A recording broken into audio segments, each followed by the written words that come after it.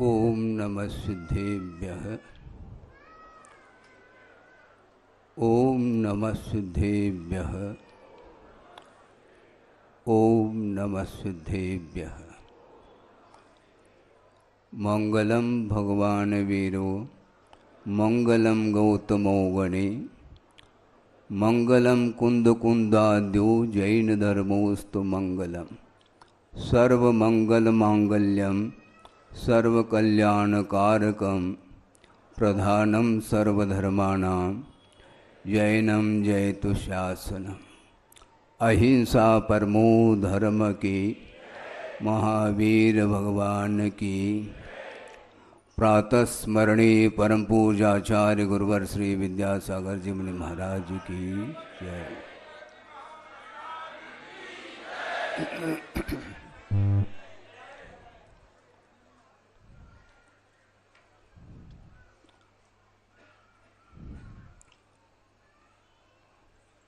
आप लोगों ने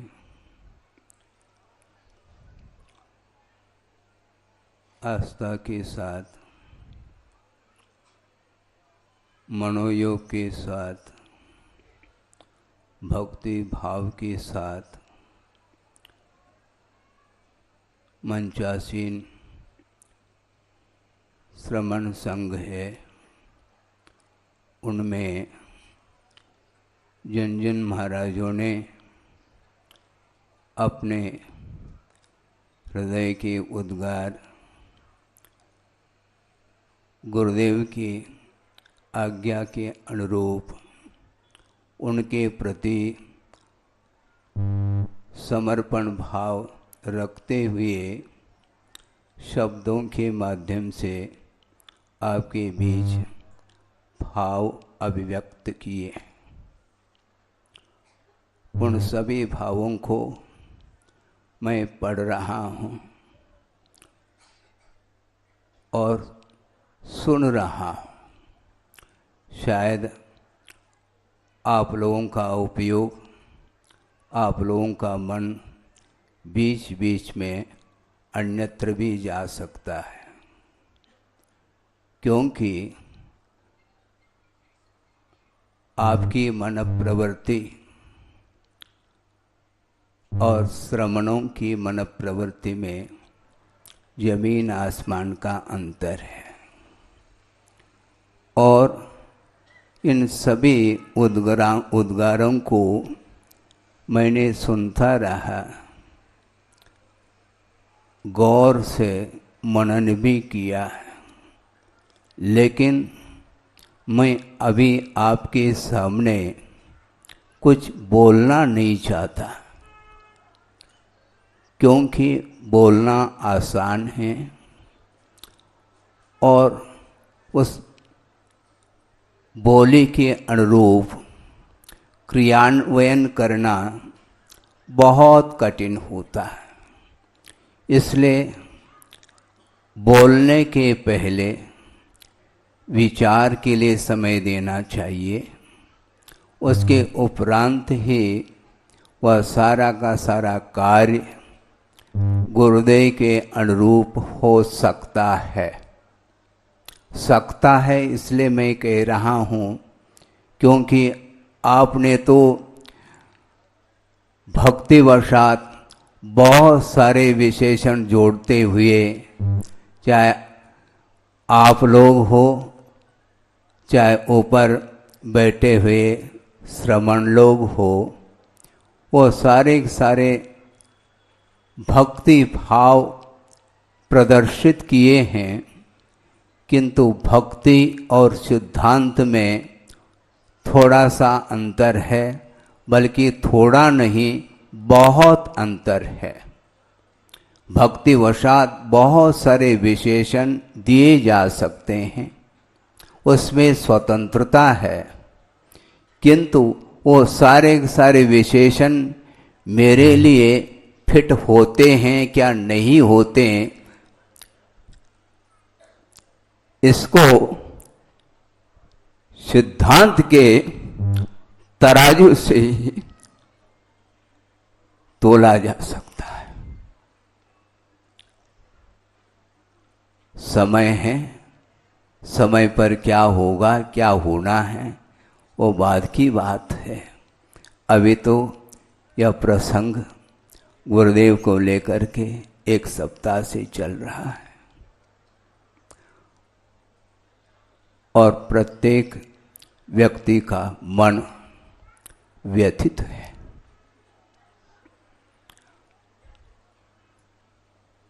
और बोलने के लिए जब मन करता है तो शब्द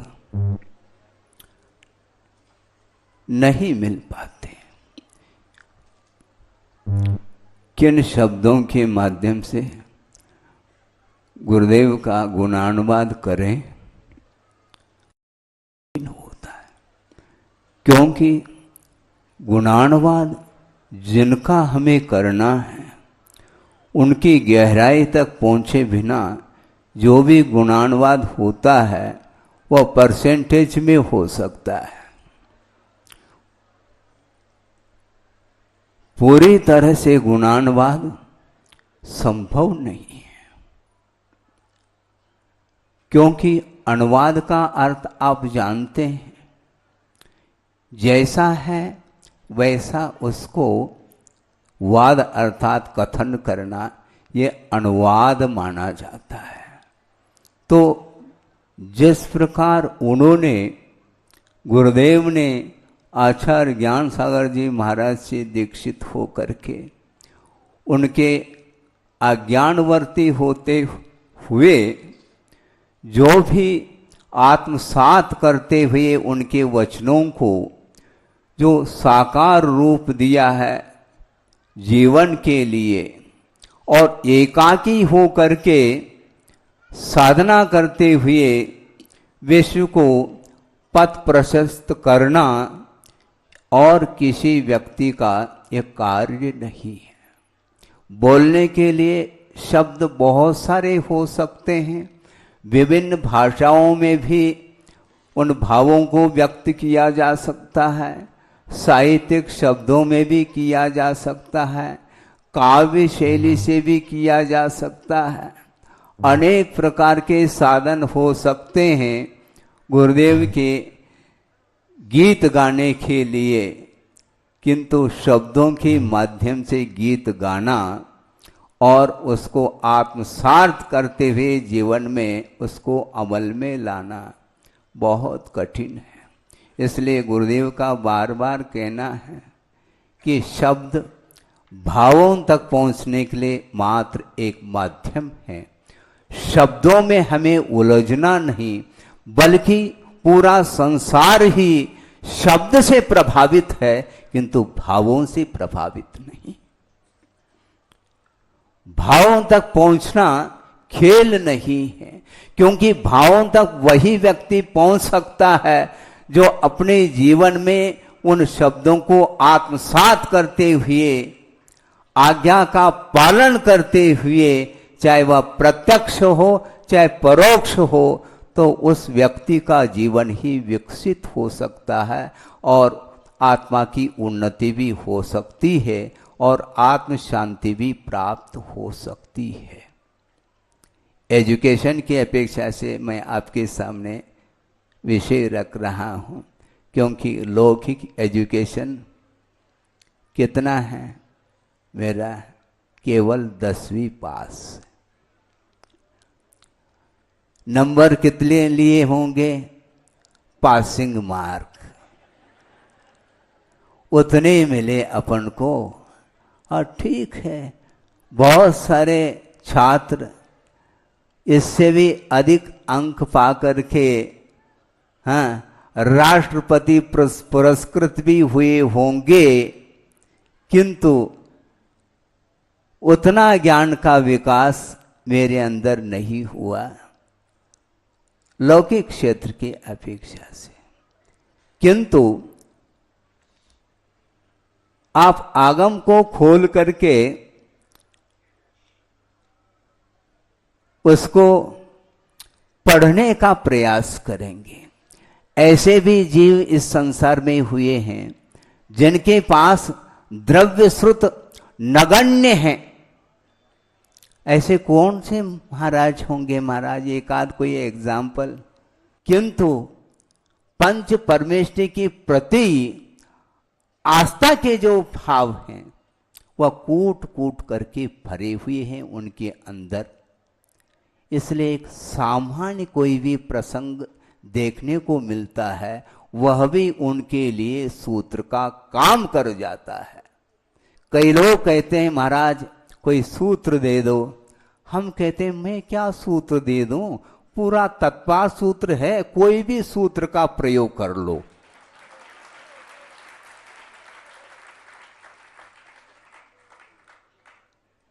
क्योंकि आज एक सूत्र दे दिया, कल दूसरा व्यक्ति आया महाराज हमारे लिए एक सूत्र दे दो, ये बहुत पुराना हो गया सूत्र, नया सूत्र दे दो। भैया जो सूत्रकार होते हैं वो दे सकते हैं, मैं सूत्रकार तो हूं नहीं, किंतु जिन्होंने लिखा है आगम को और आत्मसात करते हुए आगम की रचना की है, उसका आलम्बन लेकर के किसी भी सूत्र को हम आत्मसात करते हैं तो उसका भाव रहा उनके चरणों में, क्योंकि उन्होंने स्थान दिया है इसलिए रहा। हाँ, बहुत बड़ी बात हो गई। जब तक ये देखिए आप आचार्य महाराज की निरहिता यहां पर देखने को मिलती है। आचार्य महाराज के दर्शन के लिए आए, सन 75 की बात है। आचार्य श्री के दर्शन करके, बहुत छोटा था उम्र की अपेक्षा से, और सभा में मैं भी एक कोने में बैठा था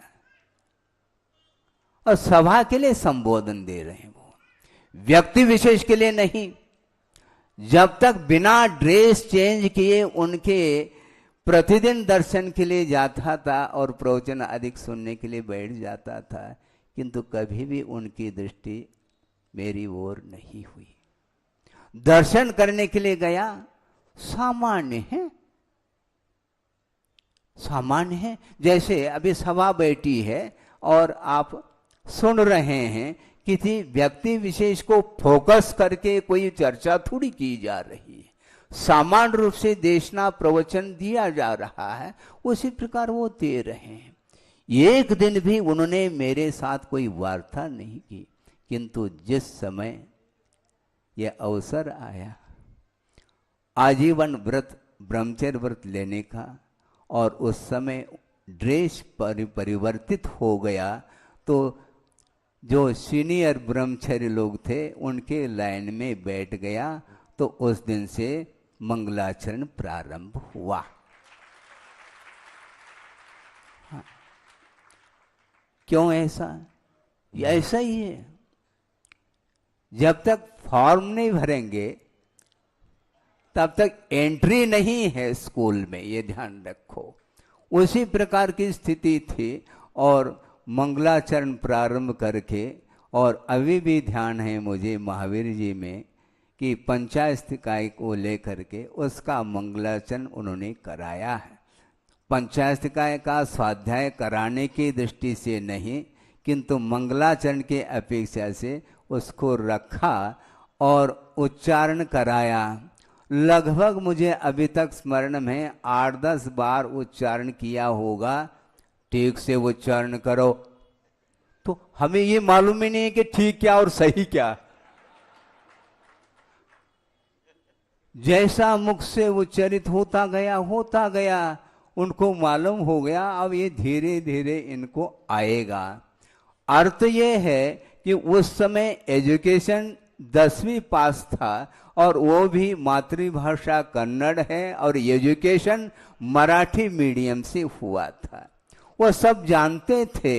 इसके उपरांत भी उन्होंने संघ में प्रवेश दिया है, इसमें कोई तथ्य होगा। वो ये है कि लौकिक शिक्षण अलग वस्तु है, किंतु भीतर के जो भाव है उसको वो पढ़ा करते थे। उस समय मेरी हालत ये थी कि अंगूठा छाप, इतना ही नहीं, वह अंगूठा कहां पर छापना ये तक दिमाग में नहीं। इसके उपरांत भी उन्होंने शरण दे दिया, भव भवांतर में नहीं भुलाया जा सकता।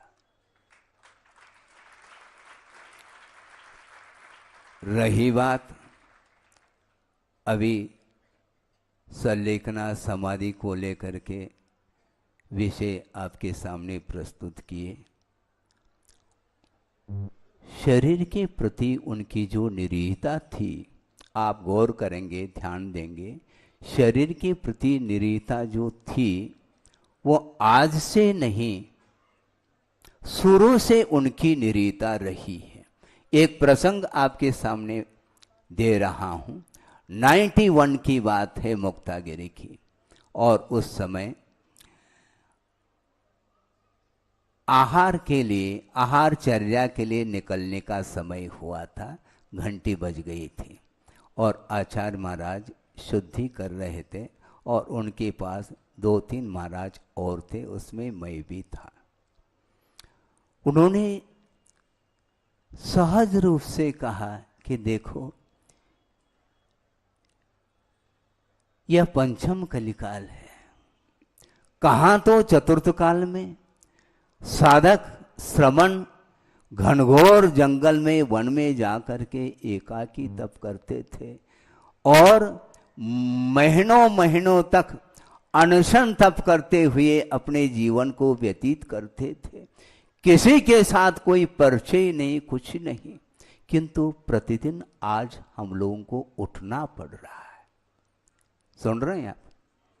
प्रतिदिन आहार के लिए उठना पड़ रहा है, किंतु ये ध्यान रखो, उठो, कोई बाधा नहीं, लेकिन मन से नहीं उठना।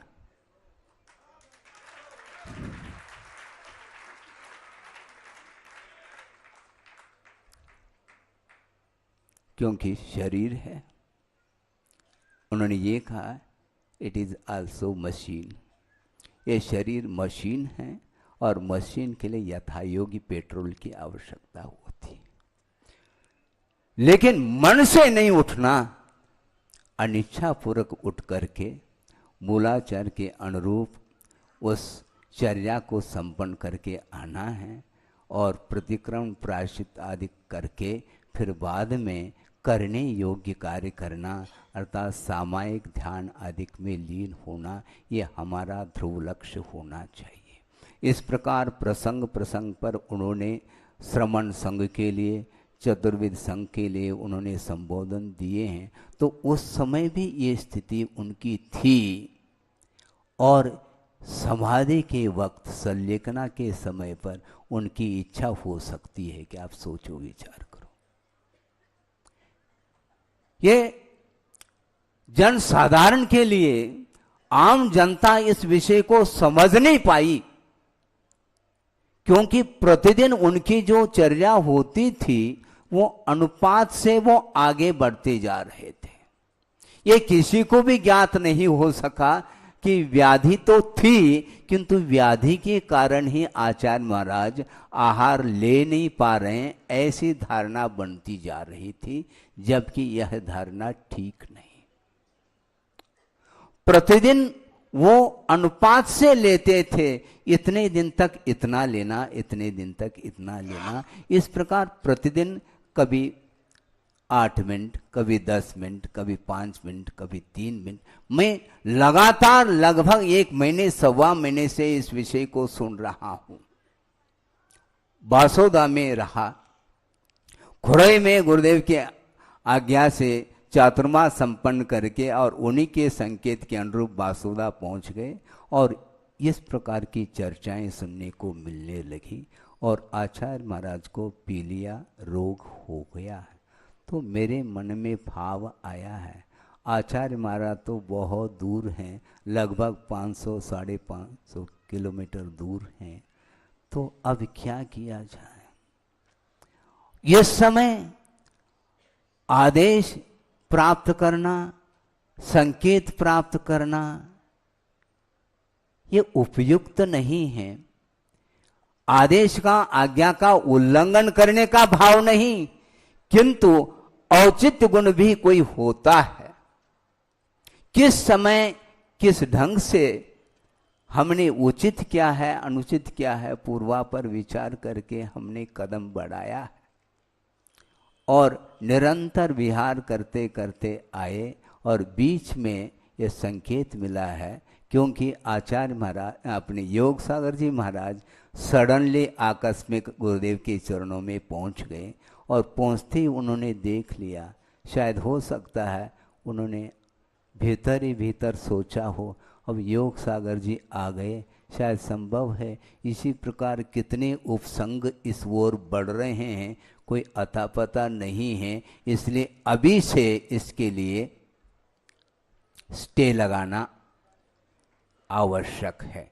इसलिए उन्होंने ये कहा जहाँ पर भी हैं, जिस दूरी पर हैं, जहाँ हैं वहीं पर ठहरें, वहीं पर रहें। इस प्रकार संकेत मिलते ही छपारे से आगे मैं बढ़ चुका था और उस समय ये संकेत सुनने को मिला तो हमने सोचा बीच में जंगल में तो रुक नहीं सकेंगे, शिवनी तक आकर के वहाँ पर रुक गए।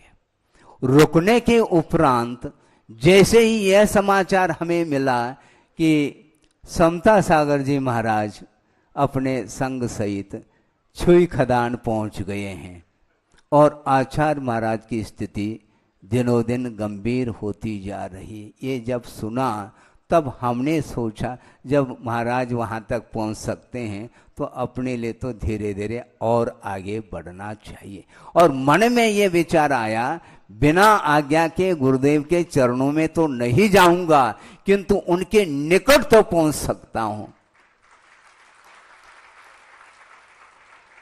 और शिवनी से विहार करते करते लगभग 90 किलोमीटर बालाघाट चारेक दे और बालाघाट से एक दूसरे स्टॉपेज तक पहुंच महाराज है। हाँ, सतोना गांव है। तो वहां पर रात में लगभग 11:45 बजे यह समाचार धीरे धीरे सुनने को मिला। तो वीडियो कॉल किया गया था और आचार्य महाराज की स्थिति को साक्षात मुझे देखने को मिला। अब कुछ नहीं कर सकते। क्यों? क्योंकि यह सिद्धांत है, यह शरीर है।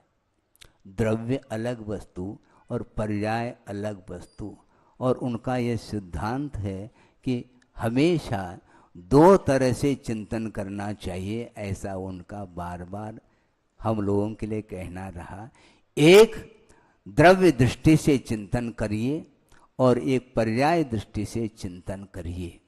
द्रव्य दृष्टि से चिंतन करने से भीति समाप्त होती है और पर्याय दृष्टि से चिंतन करने से वैराग्य और बढ़ता चला जाता है। लेकिन समस्या ये है वैराग्य तो बढ़ेगा, उनके अनुपस्थिति में भी बढ़ेगा क्योंकि वो अनुपस्थित है ही नहीं। व्यवहार से भले ही अनुपस्थित हो किंतु प्रत्येक व्यक्ति के जिसके अंदर आस्था की किरण है ऐसे प्रत्येक व्यक्ति के अंदर वो विराजमान है हृदय में। इसलिए निश्चित रूप से वैराग्य हमेशा बना रहेगा, बल्कि उसमें वृद्धि और होगी। किंतु विकल इस बात को लेकर के होता है कि गुरुदेव की उपस्थिति में जो साहस आता है, जो बल मिलता है, जो मनोबल और बढ़ता चला जाता है। शारीरिक बल से हमें कोई विकल्प नहीं, किंतु शरीर क्षीण होने के उपरांत भी उनके आशीर्वाद और उनके दर्शन से जो मनोबल, विल पावर जिसको बोलते हैं, वह बढ़ता चला जाता है। अब उनकी अनुपस्थिति हम क्या करेंगे? इस प्रकार बार बार मन में वह भाव आते हैं। इसलिए हम ज़्यादा नहीं कहना चाहते हैं। उनके लिए कहने के लिए समय कम पड़ेगा, जीवन भी कम लगेगा। भव भव में भी उनके गुणों का हम स्मरण तो कर पाएंगे, किंतु सारे सारे गुण उनके स्मृति के विषय नहीं बन पाएंगे। जब स्मृति के विषय नहीं बन पाएंगे तो शब्द कहाँ से आपके सामने रखा जाए। इसलिए हम ये कहना चाहते हैं गुरुदेव की विशेषता आगम के अनुरूप प्रत्येक पल उनका ये कहना रहता है कि आगम चक्षु साहू। आगम ही साधु अर्थात श्रवण के नेत्र हैं। कभी भी आगम को साइड में रख करके कभी भी अपनी बुद्धि से सोचना नहीं चाहिए। एक और प्रसंग छोटा सा आपके सामने रख करके पूर्ण कर लूं। यही छत्तीसगढ़ है, चंद्रगिरी में बैठे हैं, पास में राजनांद गांव है और उसके निकटवर्ती दुर्ग हैं। दुर्ग में आचार्य महाराज का संघ था और वहां से जगदलपुर आदि जाना था। और उस समय आचार्य महाराज के संघ के कुछ ब्रह्मचारी लोग श्रवण बेलवला आदि तीर्थ क्षेत्रों की वंदना हेतु निकल गए थे और समय पर लौट आए थे दुर्ग में। और उस समय आचार्य भक्ति का समय था। प्रातःकालीन वेला में आचार्य भक्ति संपन्न करके उन आए हुए ब्रह्मचारियों के लिए कुछ आगम के अनुरूप संस्कार की दृष्टि से कुछ बिंदु लेकर के उनके सामने भाव व्यक्त कर रहे थे।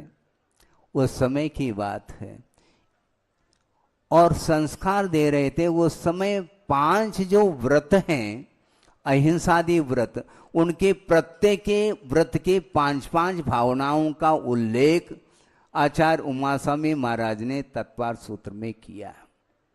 उन भावनाओं को प्रसंग बना करके बिंदु दे रहे थे। इस बीच में ही एक ब्रह्मचारी जी ने आचार्य महाराज से कहा कि महाराज, हमें अमुक महाराज से बहुत अच्छा अनुभव मिला है। सुन रहे हैं आप? मैं भी बगल में बैठा था। अब इसके लिए क्या उत्तर देते देखो आप। महाराज, मुझे अमुक महाराज से बहुत अच्छा अनुभव मिला। तो गुरुदेव ये कहते हैं संघ की ओर देखते हुए, अपना अनुभव मत बताओ, आगम दिखाओ। बहुत रहस्य है इसमें। अपना अनुभव मत बताओ, आगम दिखाओ। क्योंकि तुम्हारे पास अनुभव है कहां, तुम अपना अनुभव बताने के लिए खड़े हो गए। क्योंकि तुम अपने अनुभव के अनुरूप बताओगे, शायद संभव है तुम्हारी जो साधना है उससे भी अधिक साधना की क्षमता को लेकर के कोई आया है तो उनकी साधना रुक सकती है। ध्यान रखो, ये आशय उसमें छुपा हुआ था, हमने समझ लिया। क्योंकि मेरे अंदर समझने के लिए, सपोज कह रहा हूं, मेरे अंदर एकाध भी उपवास करने की मान लो क्षमता नहीं है तो मैं ये अनुभव बताऊंगा, हाँ आज पंचम काल है, दीर्घ सनन नहीं है, अमुक है तमुक है, और इस प्रकार जो है ये संभव नहीं है, इसलिए इतना ही ठीक है तुम्हारे लिए। इस प्रकार मैं अपने अनुभव को रखूंगा। ये उनको ज्ञात है, इसलिए उन्होंने ये कहा कि अनुभव नहीं, आगम दिखाने का प्रयास करो। आचार्यों ने जो आगम सामने रखा है, जो मार्ग प्रशस्त किया है, हमें मार्ग बनाने की आवश्यकता नहीं। हमें मार्ग बनाने की आवश्यकता नहीं, किंतु मार्ग में चलने की आवश्यकता है। आप बार बार अपने मुख से मेरे लिए जो भी विषय रखा है वो अपनी जगह है, किंतु मैं ये कहना चाहता हूं और आचार्यों का ये कहना है, हमें मार्ग नहीं बनाना, हमें आचार्य संहिता नहीं बनाना, किंतु आचार्य संहिता जो है उपस्थित उसके अनुरूप हमें चलने की आवश्यकता है। हमें किसी की मार्गदर्शन की आवश्यकता नहीं, किंतु मार्गदर्शन देने वाले जो गुरुदेव हैं उनको स्वप्न में भी नहीं भूलना चाहिए। और एक और अंत में छोटा सा प्रसंग आपके संग में सामने रख करके इस प्रसंग को पूर्ण कर लूं।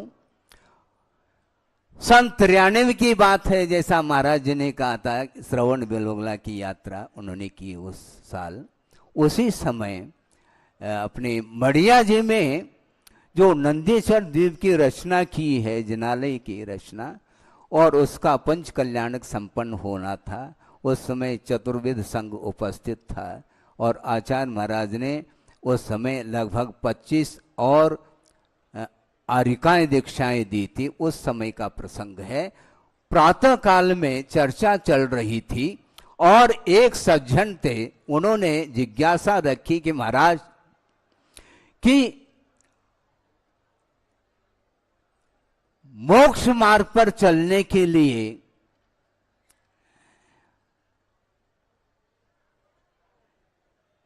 किससे मार्गदर्शन ले। समझ रहे हैं आप? मोक्ष पथ पर चलने के लिए हमें मार्गदर्शन किससे लेना चाहिए? तो बहुत सटीक उत्तर दिया था गुरुदेव ने, मार्गदर्शन उससे लेना चाहिए, हर व्यक्ति से नहीं, किंतु जो कौन किससे लेना? जो विजित मना है। सुन रहे हैं आप? जो विजित मना है उसी से मार्गदर्शन लेना चाहिए, प्रत्येक से नहीं। तो मेरे दृष्टि में तो विजित मना तो गुरुदेव हैं।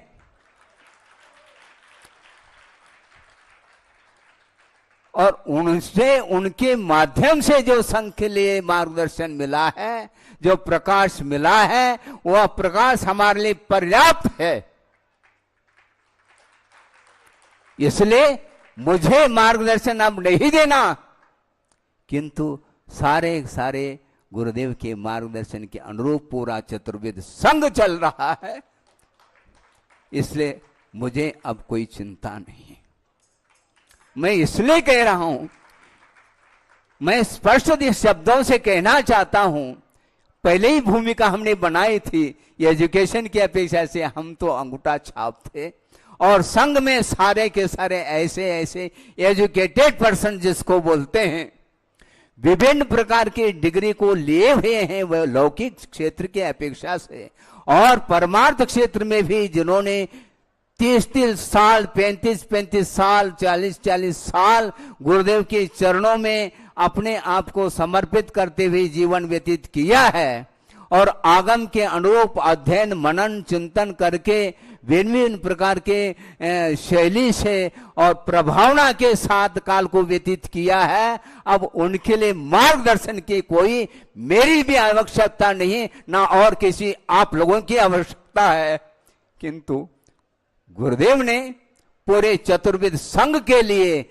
और जो आपके सामने दिख रहा है प्रतिभा स्थली, प्रतिभा मंडल, और मंडल का अर्थ क्या होता है?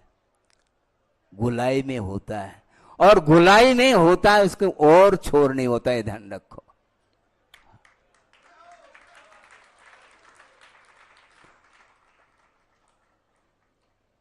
आज इस विषम परिस्थिति में, भौतिक युग में और यंग एज में आजीवन ब्रह्मचर्य व्रत लेकर के ये सारी प्रतिभा मंडल की बहनें एजुकेटेड हैं, विभिन्न प्रकार की डिग्रियों को प्राप्त कर लिया है, और लौकिक शिक्षण ही नहीं, परमार्थ संबंधी भी संस्कार छोटी छोटी बालिकाओं के लिए दे रही हैं। और एक नहीं, दो नहीं, अभी वर्तमान में जहां तक मुझे स्मरण है कि 500-600 की संख्या भी पार कर चुकी है, ये ध्यान रखें। उनके लिए भी मेरे मार्गदर्शन की कोई आवश्यकता नहीं। व्यवहार अलग वस्तु, किंतु व्यवहार का निषेध नहीं, किंतु आज इतनी क्षमता आ चुकी है, वह क्षमता आप लोग उसका आकलन नहीं कर पाओगे। इसलिए एक छोटा सा खसखस का दाना जिसको बोलते हैं, समझ रहे हैं आप? वो खसखस का दाना, उसको माइक्रोस्कोप में रखो तब कहीं देखने में आ जाए, वो इतना वह सूक्ष्म है। इस प्रकार जो एक बीज हुआ करता है, जिसका वपन करने से वट वृक्ष का निर्माण होता है, और ये वट वृक्ष का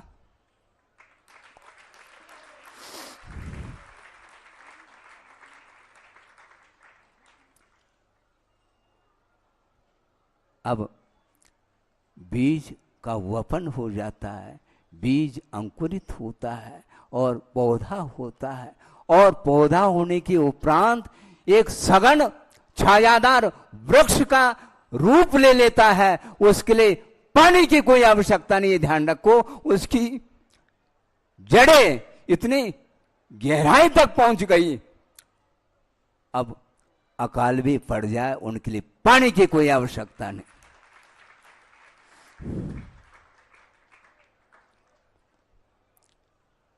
संक्षेप में इतना ही कहना चाहता हूं। संघ यहाँ पर विराजमान है, उसमें निर्यापक श्रमण भी हैं और भी प्रौढ़ श्रमण भी हैं, आदि आदि हैं, और भी बाहर हैं। उन सब के लिए हमारा यही कहना है, आप समाज की भावना और संघ की भावना जो होगी वह अपनी जगह है, किंतु हमने अपने तरफ से मुख से अभी तक नहीं बोला है। भविष्य के लिए मैं कुछ कह नहीं सकता।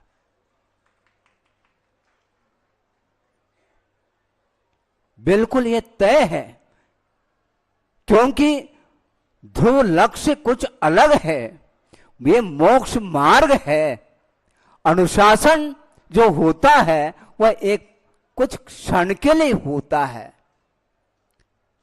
प्रसंग को लेकर के ही अनुशासन का प्रयोग करना पड़ता है। गुरुदेव ने यह कहा था कि दोष लगने के उपरांत प्रायश्चित लेना अलग वस्तु, किंतु दोष न लगे इस प्रकार का प्रयास करना चाहिए।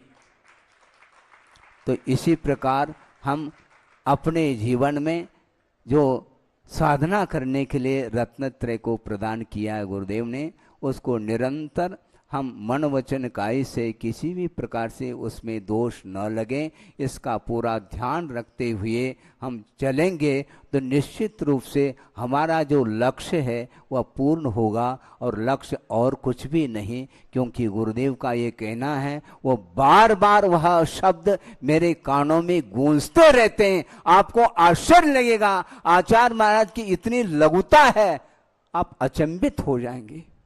वो ये है, उन्होंने ये कहा कि वर्तमान में मोक्ष मार्ग का अभाव नहीं, आज भी भावलिंगी संत हैं और आराधना कर रहे हैं आगम के अनुरूप रत्नत्रय की, किंतु वर्तमान में जो मोक्ष मार्ग है वह कैसा है? Only nursery. समझ गए? अपने आप को वो घोषित कर रहे हैं, मेरा जो भी रत्नत्रय, मेरी जो साधना है वह केवल नर्सरी है, और हम लगे हैं बैठे बैठे तारा तोड़ना चाहते हैं। गलत बात है। वो इसलिए कहना चाहते हैं ये मोक्ष मार्ग का जो पथ है ये बहुत लंबा चौड़ा है और इसकी साधना की कोई सीमा नहीं। एक सज्जन ने कहा कि महाराज साधना की क्या सीमा है? तो गुरुदेव ने उत्तर दिया, साधना की कोई सीमा नहीं। यदि कोई सीमा है तो जब तक साध्य की उपलब्धि ना हो वही उसकी सीमा है। इसलिए हमें शब्दों से नहीं बंधना, किंतु साधना की ओर दृष्टि रखते हुए अपने को आगे बढ़ना है। वर्तमान में मोक्ष मार्ग जब गुरुदेव कह रहे हैं, निरंतर आत्म साधना में लीन रहने वाले और मुमुक्षु भव्य जीवों के लिए उस पद को प्रदर्शित करने वाले ये कह रहे हैं अपने मुक्त कंठ से, यह नर्सरी है। तो ऐसी वो इसलिए कहना चाहते हैं, उनका भाव यह है, आप भाव की ओर थोड़ा सा गौर करें। उनका भाव आशय ये है कि वर्तमान में मोक्ष पथ पर हम चल रहे हैं, मान लो श्रमण है, और उनके शरीर पर ध्यान देना, उनके शरीर पर एक मान लो छोटा सा मच्छर बैठ गया। समझ रहे हैं आप? संभव है वो हाथ से नहीं उड़ा रहे हैं, किंतु उड़ाने का भाव मन में आ सकता है। क्या ये दंश मशक परिचय विजय में कमी मानी जाएगी, ऐसा उनका कहना है। जब ये स्थिति है, एक मच्छर बढ़ने के उपरांत भी प्रतिकार का भाव आ सकता है, तो सामने यदि शेर बैठ जाए तुम करोगे क्या? इसलिए उनका कहना है कि वर्तमान में यह नर्सरी है, प्रारंभिक साधना है, किंतु इस साधना के माध्यम से आत्म तत्व के ऊपर संस्कार पढ़ते रहे और निरंतर साधना करने से संस्कार घनीभूत हो और कालांतर में जा करके हमारे लिए ये साधना उस उच्च साधना के लिए, शुक्ल ध्यान के लिए सहयोगी बना रहे। इस उद्देश्य को लेकर के चतुर्विध संघ के सामने समय समय पर उन्होंने आगम के माध्यम से उद्बोधन दिया है, संबोधन दिए हैं, संकेत भी दिए हैं, समय समय पर आदेश भी दिए हैं और उपदेश तो निरंतर देते ही रहते हैं, बल्कि वो विराजमान है, मान लो मौन भी है तो भी उनके मुख से ही नहीं, सर्वांगीण उन शरीर से उपदेश प्राप्त हो सकता है, होता है। पाठ लेने वाला चाहिए। इतना ही मैं कह करके इस विषय को विराम देता हूं और आगे का जो भी विषय आएगा उस समय बोलने का जो अवसर मिलेगा उस समय बोला जा सकता है। अहिंसा परमो धर्म की जय। बोधि समाधि परिणाम शुद्धि स्वात्मोपलब्धि शिव शोक सिद्धि चिंतामणिम चिंतित वस्तुदाने पावंद मानस्य ममास्त। परम पूजाचार्य गुरुवर श्री विद्यासागर जी महाराज की जय।